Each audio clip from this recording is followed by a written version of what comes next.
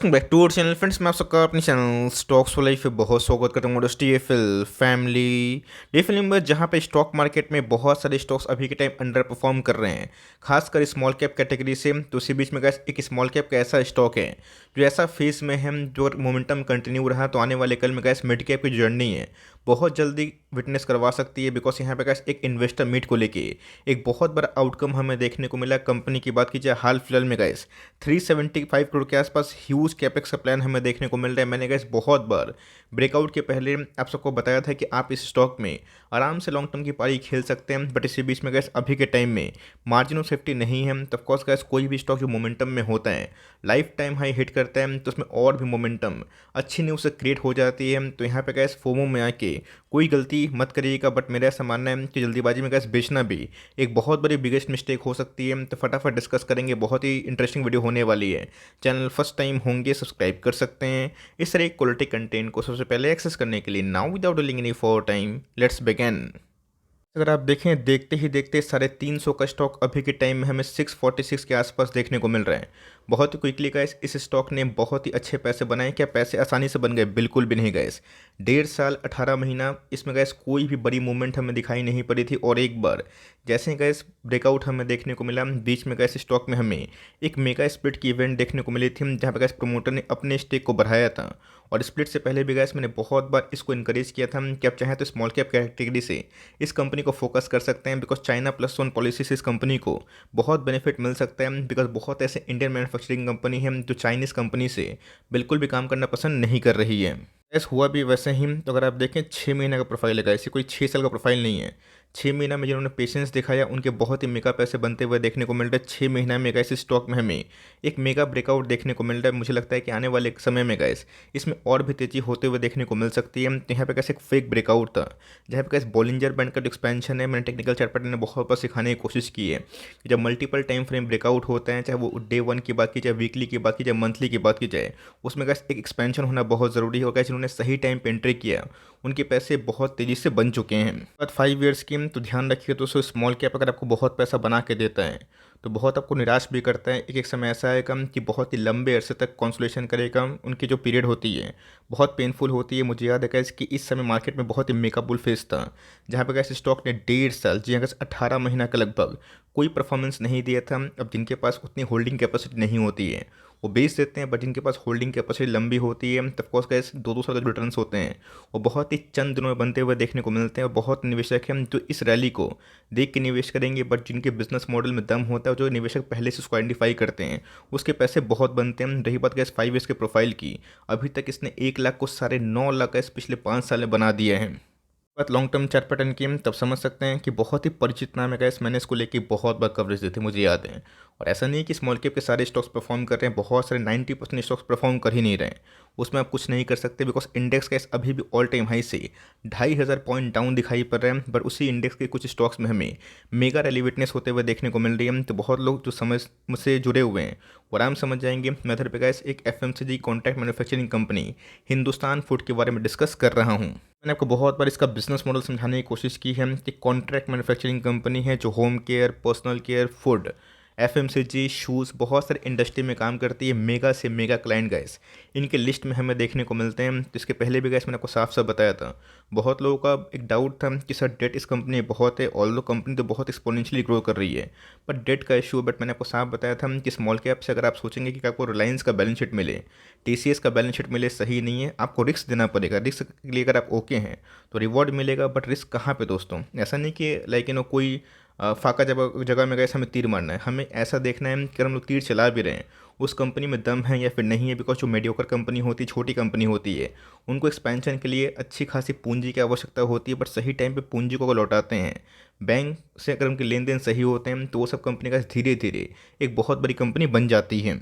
Hindustan food की बात की जाए, अभी के टाइम में एक बहुत बड़ा तेज स्टॉक बना हुआ है। और रही बात गैस हिंदुस्तान फूड के इधर पे एक इन्वेस्टर मीट हमें देखने को मिली जो 13 पेज का है। अभी बताऊंगा दोस्तों तो पूरा रात भर का टाइम चला जाएगा, लेकिन गैस मैंने इसका पेज को पूरा थॉरली रीड किया जहाँ पे गैस इनके प्रोमोटर्स को लगता है कि आने वाले कल में ऐसे जो शिफ्ट है कि चाइना को हम लोग बॉयकॉट कर रहे हैं, या फिर बहुत सारी कंपनीज जो चाइना से काम नहीं कर रही है, खासकर इंडियंस कंपनी, ऑफकोर्स गैस उनके लिए एक बहुत बड़ा मार्केट जो कैप्चर है वो बढ़ सकता है। रही बात गैस इस इन्वेस्टर मीट में इनसे बहुत सारे सवाल जवाब दागे गए हैं कि आने वाले कल में कैपेक्स कैसे हो सकते हैं, डेट रीपेमेंट कैसे हो सकता है, और आने वाले कल में कंपनी कितना एग्रेसिवली काम करती है। तो हर एक फ्रंट में गए जो कमेंट्री है वो बहुत ही पॉजिटिव हमें देखने को मिल रही है। एक फ्रंट की बात की जाए जहाँ पर उनको लगता है ऐसे कुछ ऐसे प्रोडक्ट्स हैं जिनकी कंजम्पशन आने वाले कल में रिसेशन के अगर दौरान अगर थोड़ी कम होती है, कंपनी को माइनर एक सेटबैक देखने को मिल सकता है। बट यस, जो बॉटलिंग वाली कंपनी है गैस, जो कोला वाला बनाती है, इसमें भी गैस कंपनी प्रवेश कर रही है। गैस इसका पहले भी आपको साफ साफ बताया था कि चाहे वो उत्तर प्रदेश की बात की जाए, हैदराबाद की बात की जाए, या फिर वेरियस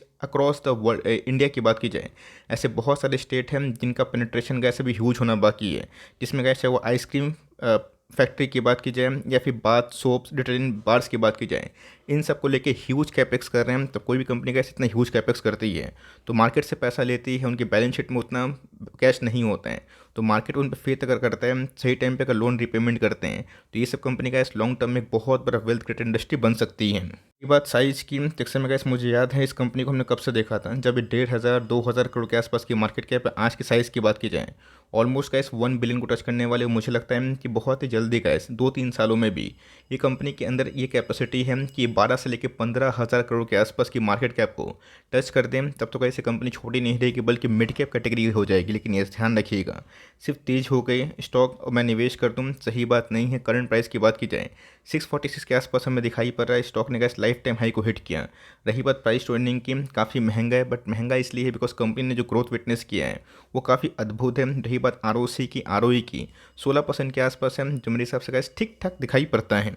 के पीछे की वजह क्या है? ह्यूज कैपेक्स के संग दोस्तों बहुत ही आउटस्टैंडिंग नंबर, जहां बहुत सारी कंपनीज के मार्जिन्स खराब होने की वजह से प्रॉफिटेबिलिटी बहुत डाउन हो गए थे। बट कंपनी ने गैस हर एक फ्रंट में, चाहे वो टॉप लाइन की बात की जाए, ईयरली फ्रंट की बात की जाए, सिक्वेंसली फ्रंट की बात की जाए, उसमें अच्छा काम किया। मार्जिन्स भी गैस कंपनी के ठीक ठाक थे। रही बात प्रॉफिटेबिलिटी की, तो 11 से 19 और 15 से 19 ये बहुत बड़ा रिमार्केबल साइन है, जहाँ पे बहुत सारे एफएमसीजी के नंबर्स इस क्वार्टर में अच्छे हैं। लेकिन गैस जो कॉन्ट्रैक्ट मैन्युफैक्चरिंग कंपनी है, जो एफएमसीजी को माल सप्लाई करती है, इनके नंबर्स इससे भी अच्छे होते हुए देखने को मिल रहे हैं। इसी के बारे में गैस मैं डिस्कस करना पसंद करता हूँ। ध्यान रखिएगा, मार्जिन्स गैस कभी कभी प्लस माइनस होते हैं।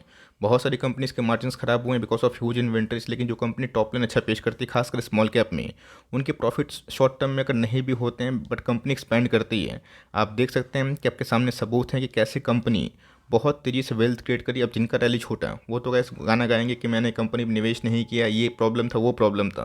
बट इनको समझ में आया कि कंपनी एक्सपोनेंशियली ग्रोथ कर रही है और कंपनी के मार्जिन्स दूसरे कॉन्ट्रैक्ट मैन्युफैक्चरिंग से थोड़े से अच्छे हैं। रही बात प्रॉफिटेबिलिटी की, ऑफकोर्स गैस दोस्तों डेट होने के बावजूद भी कंपनी ने जो प्रॉफिट दर्ज किया है ये बहुत ही अच्छे हैं। टीटीएम की बात की जाए जो अपने आप में हिस्टोरिक है, और मुझे लगता है कि आने वाले 2 साल में गैस ये कंपनी सालाना 120 करोड़ के आसपास ही प्रॉफिट दर्ज कर सकती है। फीडबैक क्या है? एक जो रेड फ्लैग है वो क्या है कि कंपनी के पास अगर आप रिजर्व देखें तो बहुत ही कम है, थोड़े से ऑल दो बढ़े तो हैं, पर कंपनी के बोरोइंग्स कैस हमेशा बढ़ते हुए देखने को मिल रहे हैं। बट कंपनी को एक्सपेंशन करने के लिए भी पूंजी की आवश्यकता है। ऑल दो गैस कंपनी ने टाइमली अपने लोन को रिपे किया है, कभी भी डिफॉल्ट नहीं किया है, तो इनके लिए प्लस पॉइंट है। तो यही गैस एक छोटी सी नेगेटिविटी है, तो अगर आप उसको डाइजेस्ट कर सकते हैं, इससे अगर आप ओके हैं, देन गैस इस कंपनी को आप ट्रैक कर सकते हैं और उसी लेवल पे खरीदिए जहाँ पे एक थोड़ा सा आपको डिप मिले।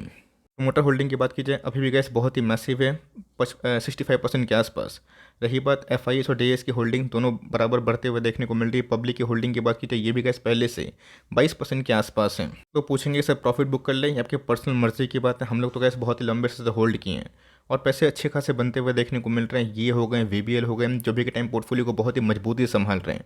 पर जिनके पास का इसको करेज था कि अपने पोर्टफोलियो को रेड में देखने का, स्टॉक नहीं चल रहा है फिर भी उसको होल्ड करने का, उनके पैसे बन रहे हैं, तो इस लेवल पे गैस निवेश मत करिए। मैं आपको साफ साफ बोल रहा हूँ, हो सकता है कि 750 क्या 800 क्या 900 चला जाए, बट आपको मार्जिन ऑफ सेफ्टी नहीं मिल रही है, थोड़ा सा आप वेट एंड वॉच करें। ऑल दो गैस इसमें और ही मोमेंटम हो सकता है, बट जब रिवर्सल आए अपने टॉप से गैस जब भी 15-20% के आसपास गिरे, वहाँ पर ट्रांचेस कर सकते हैं और एक बार में गैस निवेश ना करें। और ध्यान रखिएगा ऐसी कंपनी को अपने पोर्टफोलियो में 3% से ऊपर वेटेज ना दे, और मैक्सिमम 4% और 5% तो गैस सवाल नहीं होता, बिकॉज कंपनी छोटी है तो रिस्की होगी। जैसे कंपनी बड़ी बनती जाएगी आप एसआईपी कर सकते हैं। तो यहाँ पे गैस फ्रेश इन्वेस्टमेंट थोड़ा सा अवॉइड करें, बट जल्दीबाजी में प्रॉफिट बुक करना एक गलती हो सकती है, बिकॉज यहाँ पे गैस जो ब्रेकआउट का लेवल्स है मुझे लगता है कि सस्टेनेबल थोड़ा सा और भी हो सकता है। तो यही छोटी सी अपडेट थी। आई होप मैंने जो एफर्ट है डाल के आपको समझाने की कोशिश की। अगर वीडियो अच्छी लगी तो लाइक करके इनकरेज करो, चैनल फर्स्ट टाइम होंगे सब्सक्राइब करके बेल आइकन को प्रेस करना भी ना भूलिएगा। तो गाइस मिलते हैं जल्दी ही, तब तक के लिए bye. Thanks for listening friends, God bless you all.